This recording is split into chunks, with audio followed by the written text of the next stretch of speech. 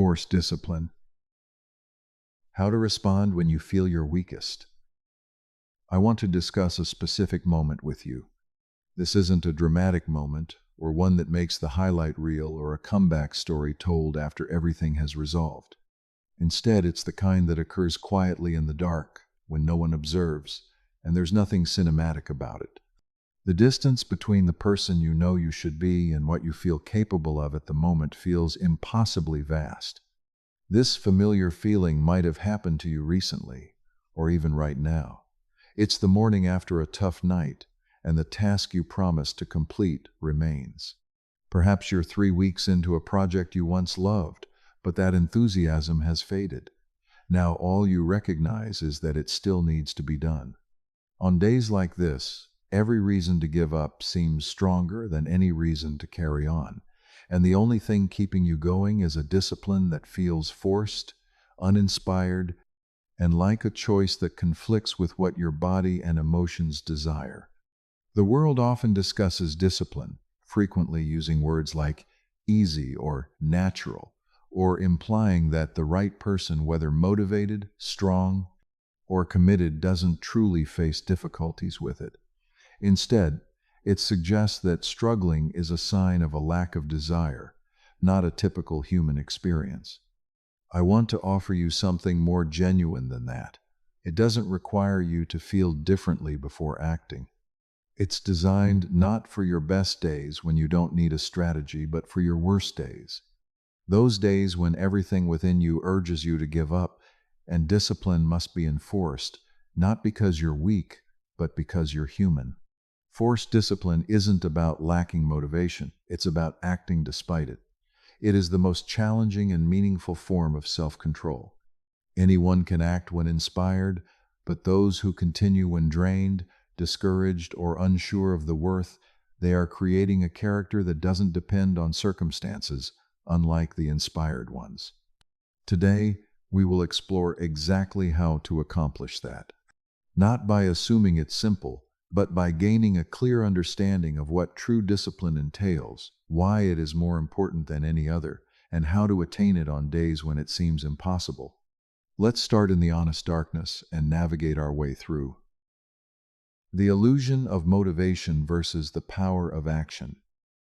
Before establishing enforced discipline, we must first overcome the obstacle that typically prevents it, the core belief about how action works. This belief appears reasonable, is widely accepted, and quietly causes more abandoned commitments, surrendered goals, and lost potential than nearly any other misconception in human achievement. The idea is that motivation leads and action comes afterward. You discover motivation, experienced as desire, inspiration, energy, and authentic want. From that motivated state, you take action. Motivation acts as the fuel, while action is the vehicle. Without fuel, the vehicle cannot move. That sounds plausible. It matches your most productive days, waking up feeling energized and purposeful, going through tasks with apparent ease. On those days, motivation was the primary driver, guiding your actions. The order was clear, and it appeared to validate this approach. However, the model struggles on days when motivation is lacking.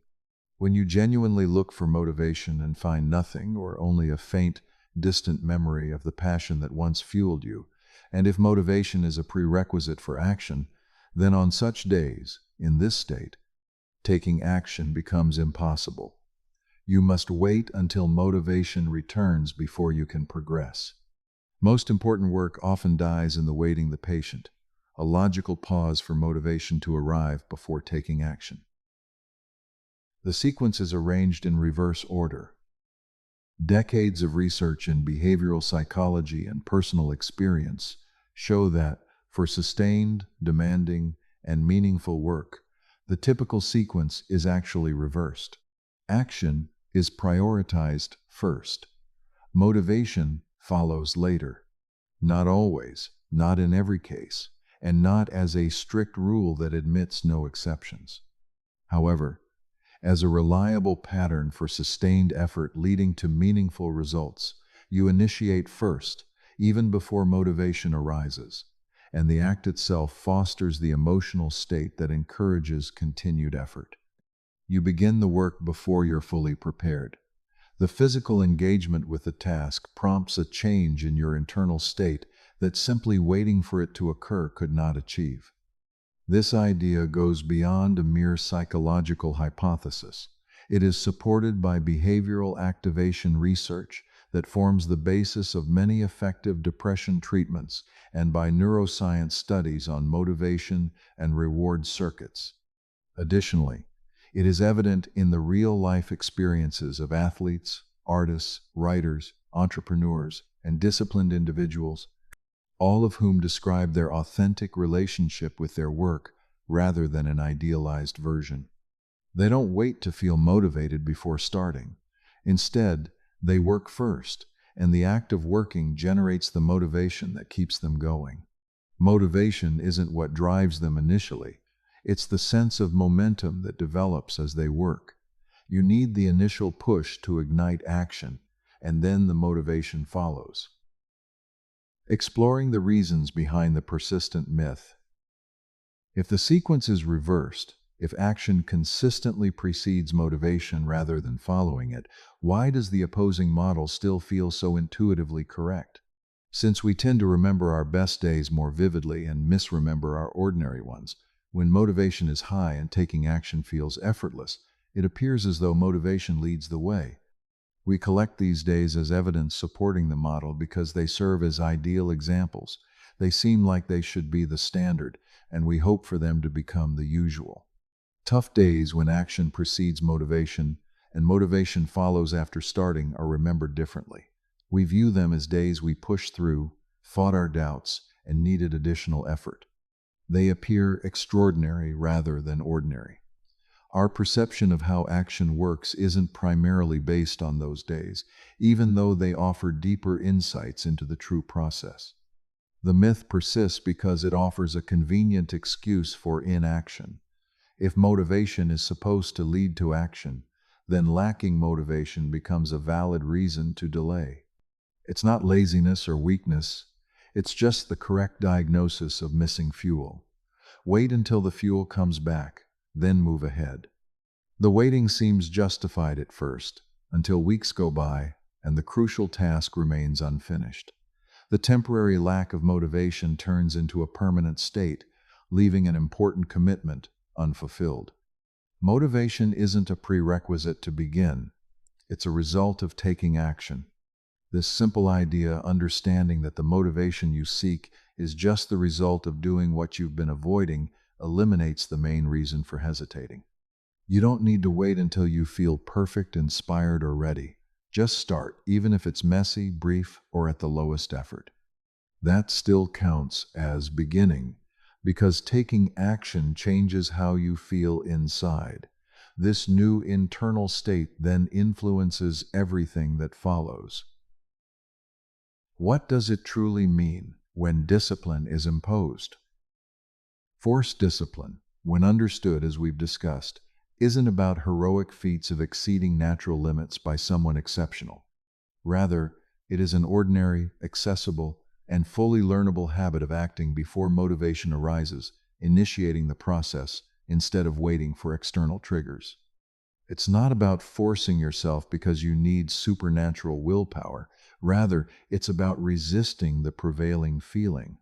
The current mood urges you to stop, rest, or wait for a better time because you're too drained.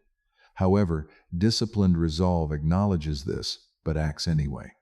That phrase, acknowledging and acting, captures the core process. It requires recognizing the feeling without allowing it to dictate your final decision.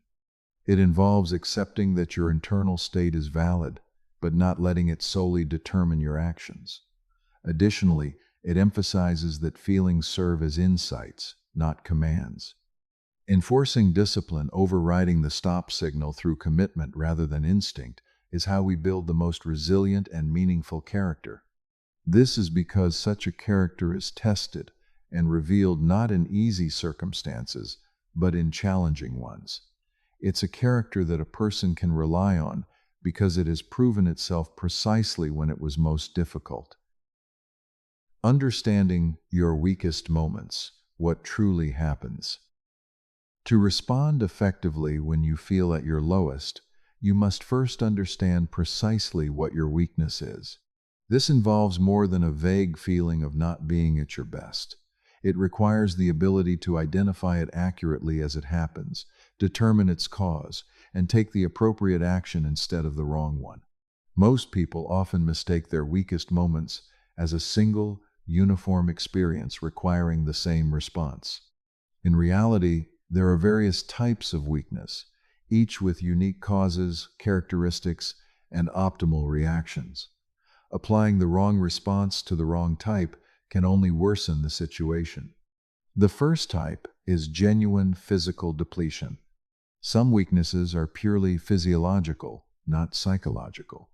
They stem from the body's depleted resources due to lack of sleep, poor nutrition, or inadequate recovery from physical or mental effort. This fatigue is not just an excuse or a form of avoidance, but a biological reality.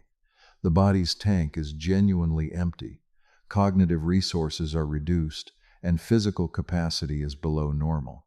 This type of weakness calls for a different approach than psychological methods.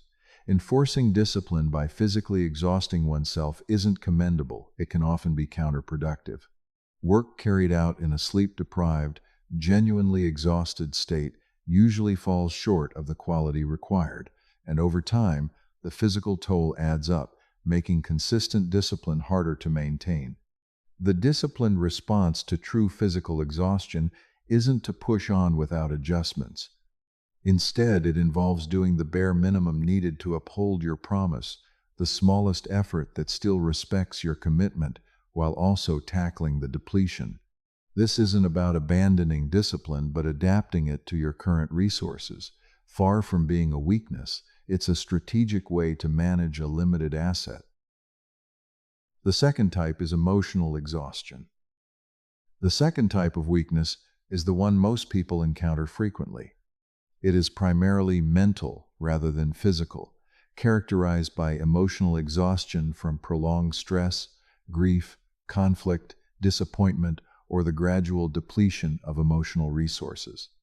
This leads to a sensation of having nothing left, not due to physical fatigue, but because emotional reserves have been drained, making everything feel effortful beyond just physical tiredness. Emotional exhaustion is a real and measurable condition, indicated by signs such as increased cortisol levels, reduced activity in the prefrontal cortex, and impaired executive functions. It is not imaginary or a form of self-indulgence. The individual experiencing genuine emotional exhaustion is not simply making excuses. They are genuinely in a state that affects their cognitive and behavioral capabilities. Unlike physical fatigue, emotional exhaustion often improves significantly through action by moving and engaging in meaningful work, even if only briefly or imperfectly. This is because inward focus during emotional exhaustion, such as withdrawing into oneself, tends to maintain or worsen the exhaustion. The more attention is directed inward, the deeper the exhaustion seems. Conversely, engaging with external and meaningful activities, even in small ways, can lead to a change in emotional state that withdrawal alone cannot achieve. The response of enforced discipline to emotional exhaustion involves the minimum viable effort, the smallest action that still signifies taking steps forward.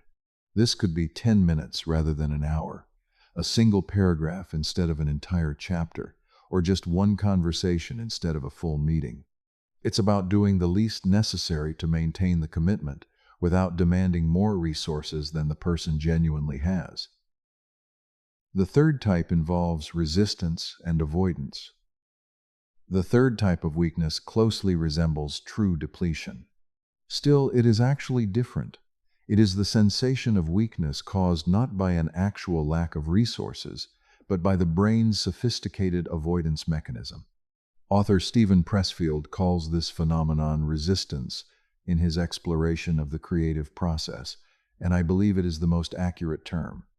Resistance is an internal force that emerges specifically when confronted with the most meaningful tasks, those that involve vital work, significant commitments, or actions that could make a substantial difference. It manifests as a sensation nearly identical to genuine exhaustion, feelings of heaviness, fatigue, and a lack of energy directed at the task. However, it is not true depletion. Rather, it is an avoidance strategy disguised as tiredness. The key difference between resistance and true depletion lies in their focus. True depletion impacts all activities, making everything feel exhausting, not just critical tasks. Resistance, on the other hand, is targeted specifically toward the most necessary task. For example, someone who struggles to write but easily spends 2 hours on social media is experiencing resistance, not depletion. Similarly, a person who is too tired to exercise but handles other daily demands is facing resistance rather than a physical inability. The disciplined approach to resistance contrasts with accommodation. It means understanding resistance as a sign that something matters enough to trigger the avoidance response, and instead of retreating, opting to confront it directly. Resistance tends to fade once faced because its primary power is in anticipation. The fear felt before beginning is often greater than the difficulty of the task. The key moment is crossing from planning to action, at which point resistance generally diminishes. Resistance tends to be strongest right when you're nearing something meaningful. If you experience unusual heaviness, reluctance, or an overpowering urge to do anything but what you've committed to, don't interpret that as a sign to quit. Instead, see it as a sign that what you're pursuing is important enough to trigger your avoidance response. The true discipline lies in acting despite this heaviness, because the real progress happens just beyond that resistance, exactly where you need to go. The fourth category, feelings of despair and discouragement. The fourth kind of weakness is the most truthful and challenging, real discouragement caused by persistent effort with no visible results. It's the dark place where encouragement to continue is rare, and reasons to quit are everywhere. In this state, the question shifts from having the energy to act today to whether the overall goal is worth pursuing at all. This is neither resistance nor avoidance. It is true confrontation with uncertainty, accepting that the effort might not succeed, the sacrifice might be unrewarded, and self-investment may seem unjustified. It is a night of committed effort that deserves more than mere pep talks. The proper response to genuine discouragement is not to deny it or act as if certainty exists when it doesn't. Instead, it's crucial to differentiate between two often confused questions that the discouraged mind faces. The first is, will this lead to my desired outcome? The honest answer is, I don't know. Nobody knows, and pretending otherwise is dishonest. The second is, does doing this today reflect the person I most want to be? For those who have chosen their path with genuine care, this question usually has a clear answer. Yes, regardless of the results, engaging in this action expresses who I am and who I aim to become. Dividing those questions doesn't remove discouragement. Instead, it redirects the drive for action from the uncertain results to the definite character, focusing on what it clearly communicates rather than what it might achieve.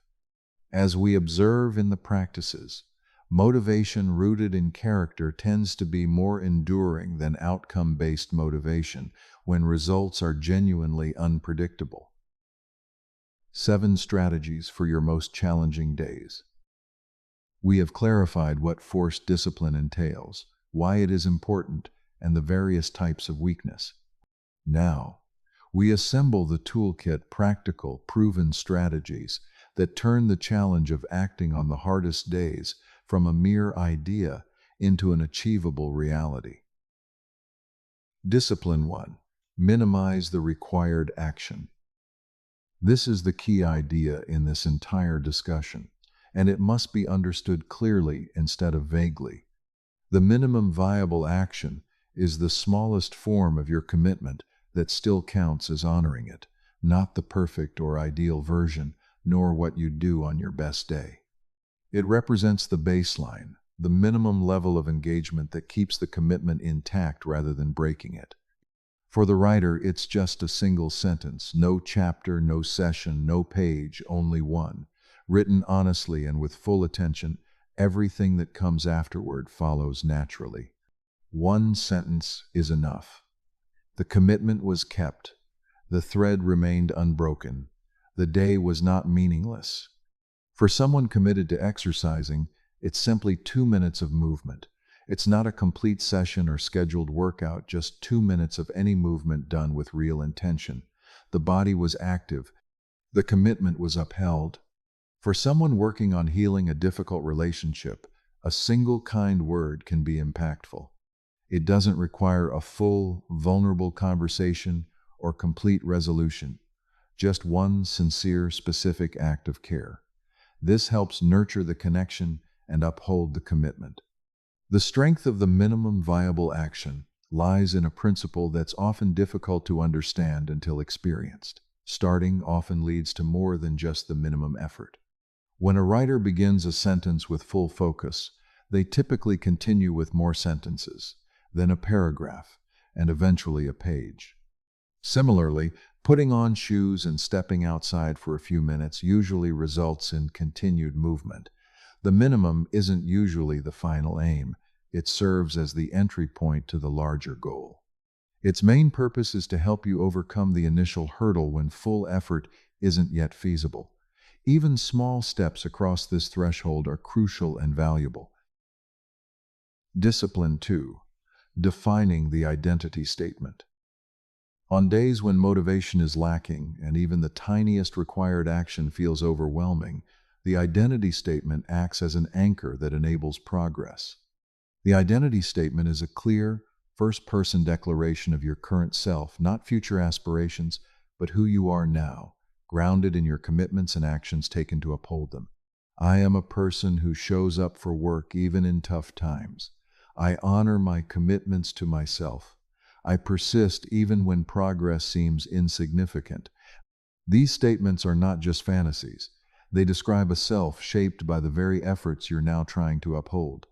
Each time you act in alignment with these truths, they are reinforced. Conversely, each instance of not acting accordingly subtly weakens them. The identity statement is effective because the human brain is strongly driven by the desire for consistency with one's self-view. When someone genuinely sees themselves as someone who shows up, failing to do so triggers a specific discomfort, cognitive dissonance. Although uncomfortable, this feeling acts as motivation. It's not the uplifting, inspiring motivation, but a steadier, more persistent one, the urge to stay aligned with your self-identity. On the toughest mornings, before emotions take hold, try using the identity statement not as a performance or self-help routine, but as a sincere and private declaration of who you truly are. Then, act based on that identity, even in small or brief ways. Each action that affirms this identity strengthens it, making it more tangible. An identity reinforced by its own validation becomes the most resilient source of motivation. Discipline 3. The 2-minute rule. This discipline is simpler than most others and more influential than it appears. The rule is, commit to just 2 minutes, no more. After 2 minutes, you can fully stop, and your commitment is complete. This exercise builds discipline and makes the day meaningful, even if only briefly. Usually, you won't quit after just 2 minutes. The engagement during those 2 minutes, the momentum, the fleeting motivation, the renewed link to the work, pushes you beyond the initial hurdle. The 2-minute pledge serves as an unlocker. Once the door swings open, you typically see that you actually wanted to be inside from the start. However, the effectiveness of the 2-minute rule doesn't depend on that realization. Even when just 2 minutes are truly all that occurs, meaning the discipline only lasts as long as the commitment, a significant event occurs. The action is completed, the commitment is fulfilled. The identity of the person who showed up is demonstrated and reinforced. Today, the neural pathway associated with showing up, rather than avoiding, was the one activated. These pathways grow stronger over time. Each day the showing up pathway activates. It becomes a little easier than the day before. Similarly, the not showing up pathway also activates and gradually becomes easier. The 2-minute rule helps keep the showing up pathway active even on days when a full session isn't feasible. It serves as a form of maintenance for the mechanism. Well-maintained mechanisms are much simpler to accelerate than those that have weakened over time. Discipline 4. Creating the environment. One often overlooked form of discipline occurs not during the action itself, but in the preparation stage, setting up your environment to make the right choices easier and the wrong ones harder. On days when you feel your weakest, your willpower is at its lowest, and your cognitive resources are depleted. Making decisions about where to go, what to get, or how to set up uses up the very resources needed for action. The environment setup practice removes this burden by allowing you to make those decisions beforehand during stronger moments. As a result, when you're weaker, all you need to do is decide to start. This varies depending on the commitment level. The exercise clothes are already laid out the night before, so the decision in the morning is simply whether to wear them. The journal is open on the desk with a pen nearby and the notebook on the right page, making it easy to start writing. Take the first step. Healthy foods are prepared and placed at the front of the refrigerator, making them more accessible, while less healthy options are tucked away. During work sessions, the phone is kept in a different room, eliminating the need to decide every 12 minutes whether to check it or not. These seemingly minor preparations actually hold great importance. The energy needed to overcome friction varies depending on whether you're having a depleted or a strong day. Small, impulsive decisions during moments of weakness drain your resources, while pre-planned choices serve as a gift to your future self when you're exhausted. Creating a supportive environment is akin to your strong self caring for your weaker self, making it the most generous act you can do for yourself on difficult days.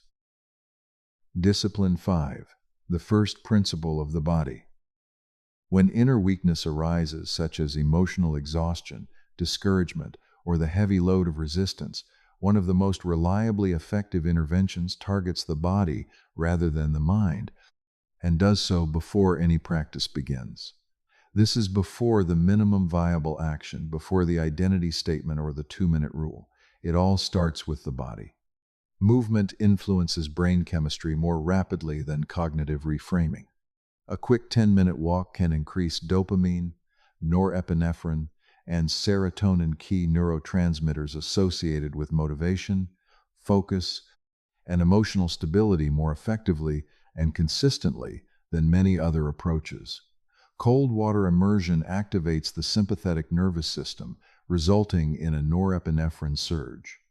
Conversely, physical warmth, like a hot shower or holding a warm beverage, stimulates the parasympathetic system and reduces cortisol levels. These physiological activities produce observable changes in mental and emotional states, which in turn affect one's capacity for discipline. On days when emotions become barriers, try altering the feeling physically before relying on willpower. While willpower is indeed valuable, employing it when your body is exhausted can quickly deplete your reserves and increase the risk of failure. Therefore, focus on making a physiological adjustment first, which raises your baseline and enhances your chances of success when you do turn to willpower. The initial principle is, instead of overthinking, take action, even if only for a moment or gently. This stimulates circulation, alters your chemistry, and shifts your nervous system's state. From this fresh state, tasks that once felt impossible now seem doable. The obstacle diminishes, and what minimal effort is required becomes attainable. A day doesn't have to be a complete zero. Your body isn't separate from your will, it serves as the instrument for your intentions. By caring for this instrument before expecting results, such as ensuring your body is in the right physiological state to support mental effort, you are honoring the discipline rather than cheating it. The discipline that begins with a simple 10-minute walk, a cold shower, or a glass of water remains a form of forced discipline. In fact, such approaches are more likely to be consistently practiced. Discipline 6. The accountability framework. A form of enforced discipline that doesn't primarily depend on your inner resources remains effective even when those resources are minimal. It is based on social psychology, concepts like commitment and consistency, the strong discomfort we experience when we fail to follow through on a public promise or statement. The accountability architecture involves intentionally designing an external accountability system that bolsters internal motivation when it falls short. It is not meant to be a permanent substitute. The goal is always to foster internal motivation over time. However, it functions as a genuine bridge during periods when internal motivation alone cannot sustain discipline. The architecture can assume various forms. It might be a commitment partner who understands your daily routine and to whom you report honestly, with specific details and real consequences for failure to report. It could be a class, a group, or a community where your scheduled attendance creates a social obligation that internal motivation alone can't sustain. Alternatively, it might be a public declaration of a particular commitment that makes your non-compliance visible to people whose opinions matter to you. Finally, it could be a financial commitment that incurs a tangible cost on days you don't follow through. None of these is a perfect form of discipline. Ideally, discipline is entirely internal, self-motivated, and self-sustaining without external prompts. However, the perfect state isn't always achievable. Relying on an accountability system isn't shameful. It's a smart strategy. When someone depends on such a system during times when their internal discipline falls short, they're just like anyone who seeks an alternative, trustworthy resource when a vital one is temporarily unavailable. They use what's accessible until the primary resource becomes available again. Use the accountability architecture thoughtfully. It should serve as temporary support, not a permanent substitute for internal discipline. Think of it as scaffolding that holds the structure during its construction and repair phases. The scaffolding isn't the building itself, but without it, the structure under construction wouldn't be able to stand. Discipline 7. The protocol for honest reflection. This final discipline focuses not on the day of weakness itself, but on the following day, on the practice that transforms the experience of enforcing discipline, whether successful or not, into shared learning that facilitates easier enforcement of discipline in the future. The honest reflection protocol involves brief, regular assessments of your performance during difficult days, emphasizing two key qualities: full honesty and full self-compassion. Without self-compassion, honesty can induce shame that discourages effort, while lacking honesty can foster self-deception that hampers growth. Both qualities are essential. The protocol poses 3 questions. First, what truly happened on that challenging day? It focuses on the unedited account, not the version that protects self-image. What exactly occurred? What did not? And what is the honest reason for the discrepancy between the two? Second, identify what was effective. Even on days of failure, some aspect of the effort provided useful insights into what the individual can actually achieve in difficult situations. This information holds real value. It's important to correct the common bias of ignoring partial successes when assessing overall failure. Third, what concrete actions will I take differently? Not vague or aspirational, but specific. If the minimum viable action was missed, what prevented access? What change in environment, timing, threshold, or framing could improve accessibility next time? If the identity statement was tried but failed, what does that say about the strength of the identity it referenced? The honest reflection protocol isn't just about post-event analysis. It's a form of training. Each difficult day, when honestly reviewed, provides insights into your personal relationship with discipline, highlighting your habits, challenges, resources, and boundaries. Someone who genuinely understands their connection to their toughest days can manage them with a clarity no generic advice can provide. This process helps you craft a map of your inner world, which, once completed, becomes solely your own. What lies beyond your toughest days? I want to discuss what is truly being built, not in abstract terms concretely. It is the specific, real, lasting achievement that develops in someone who consistently applies discipline, especially on the toughest days, to stay motivated. Most people associate forced discipline with external outcomes, the work completed, goals reached, and habits formed. These results are indeed real and important. However, that's not the focus of what I want to discuss with you right now. A unique form of confidence. Confidence can be of two kinds. The first stems from favorable circumstances, constant success, external praise, and working in domains that match your strengths. This type of confidence is genuine but fragile, as it depends on the conditions remaining favorable. When those conditions change, such as when success streaks end, validation diminishes, or the environment shifts, this confidence reveals its reliance on those conditions and tends to weaken as they do. The second type of confidence is unique.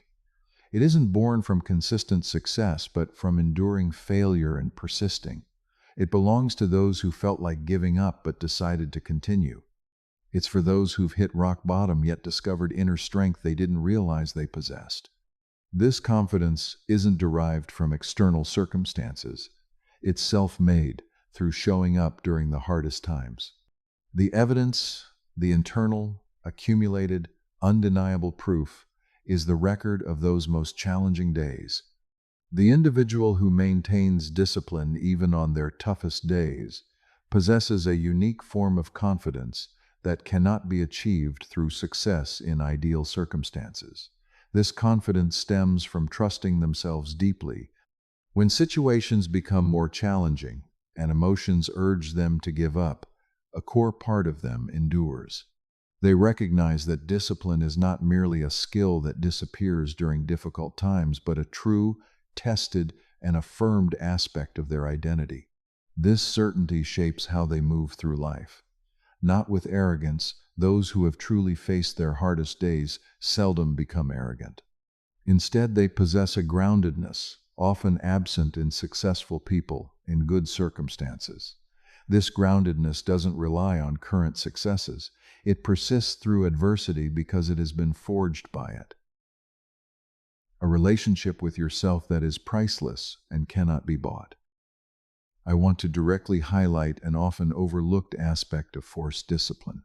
Each time you decide to continue acting, even when your inner voice urges you to stop, particularly when it would be easier, more comfortable, and understandable not to, you are reinforcing the most vital relationship in your life, the bond between you and your word. Many individuals experience the subtle but harmful impact of consistently breaking personal commitments. Each small compromise was justified at the time, with every minor concession to impulse seeming reasonable in the moment. Over time, this leads to a person who, on some level, distrusts their ability to follow through on promises. This isn't because they are bad people, but because honest self-evaluation reveals their actions don't fully align with building that trust. Forced discipline restores proof of commitment. Each day you act despite feeling weakest is a personal promise kept, especially when it demands real sacrifice.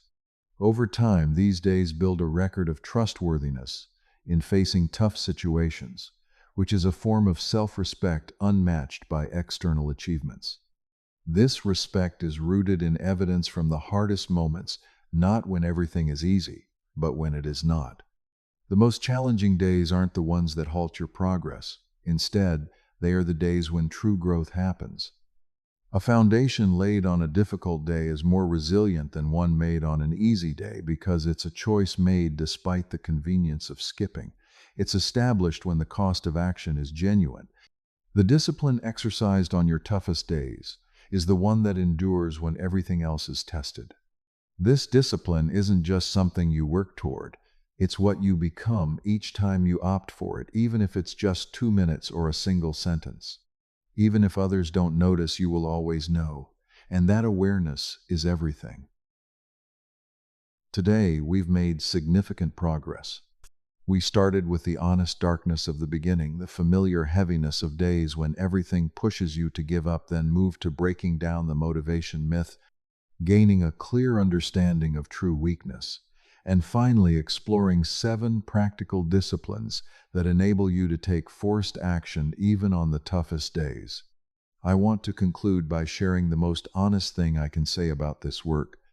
It doesn't get easier. I'm not going to tell you that practicing these disciplines over many years makes tough days easier. They don't. Even someone who has practiced discipline for 20 years still has mornings when the bed feels warm, their resolve feels cold, and everything inside is asking for just one more reason to stay. The difference isn't that these questions go away. The difference is in how they choose to respond to them. They have compiled the evidence and established a track record. They carry within themselves a comprehensive personal understanding of their capacities during the most challenging times, having faced those very days before, with a clear record of what transpired. This record, unlike inspiring speeches, borrowed motivation, or external stories, is a private, genuine account of perseverance during real hardship. It remains the most dependable foundation for progress that any person can rely on. Today, you're probably experiencing one of those difficult days. The weight feels overwhelming. The desire to give up is genuine. Everything I've mentioned today is at a proper distance from your current state, interesting in concept, challenging in reality, and requiring something you may not feel capable of at the moment. You don't need to be entirely certain. Just begin with the smallest, simplest action, like a 2-minute task, a single sentence, or a minor step toward your goal. It's not necessarily because it will feel good. It might not. It's not because you're certain it matters. You might not be sure today. But this is who you are choosing to be. The record of someone who shows up even on the hardest days is worth building. The self-trust created in tough moments is the self-trust that sustains you when everything else falters. Every difficult day you face demonstrates your reliability, not for others, but for yourself. The person you're becoming is molded not by easy days, but by those when it was tough. These challenging days aren't anomalies, but the core of your discipline story. They represent the entire story, while everything else is just commentary. Show up today, not because you feel like it, but because that's the person you are. Each time you choose discipline, especially when you feel like giving up, you reinforce that truth a little more. That covers the entire practice. That's the main idea. Just one more step, starting from your current position. Go.